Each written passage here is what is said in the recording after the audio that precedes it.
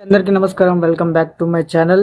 4000 రూపాయల పెన్షన్ గురించి ఒక అప్డేట్ రావడం అనేది జరిగింది. దాని గురించి పూర్తిగా తెలుసుకుందాం. మన ఛానల్ లైక్ చేసి సబ్స్క్రైబ్ చేయండి. కింద కామెంట్ రూపంలో మీ అభిప్రాయాన్ని తెలియజేయండి. 4000 రూపాయల పెన్షన్ గురించి రాష్ట్ర సర్కార్ ఒక ప్రకటన చేయడం అనేది జరిగింది. 2024 నాటి బడ్జెట్లో పెన్షన్కి సంబంధించి 12,000 కోట్ల రూపాయలు గత బీఆర్ఎస్ ప్రభుత్వం ప్రకటించడం అనేది జరిగింది 2023లో.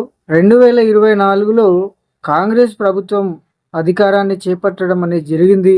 అయితే ఈ బడ్జెట్ సమావేశంలో 14,862 కోట్ల రూపాయలు ఈ పెన్షన్ కోసం ప్రకటించడం అనేది జరిగింది.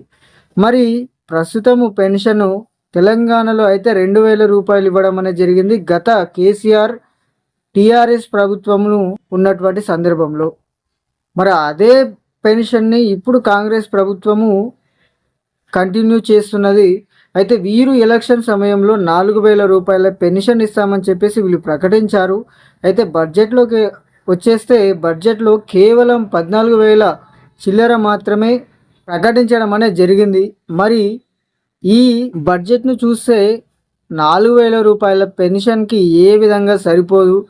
మనకి పోయిన బీఆర్ఎస్ ప్రభుత్వము 12,000 కోట్ల రూపాయలు 2,000కే కేటాయిస్తే మరి ఇప్పుడు కాంగ్రెస్ ప్రభుత్వము 24,000 కోట్ల రూపాయల చిల్లర బడ్జెట్లో పెట్టాల్సి ఉంటుంది పెన్షన్ కోసం. మరి దీనికి సరిపోయేటంత 4,000 రూపాయల పెన్షన్కి సరిపోయేటంత బడ్జెట్ని కేటాయించలేదు. కాబట్టి ఈ పెన్షన్ అనేది ఇప్పుడు పెంచేటువంటి అవకాశం ఏ విధంగా కనిపిస్తలేదు.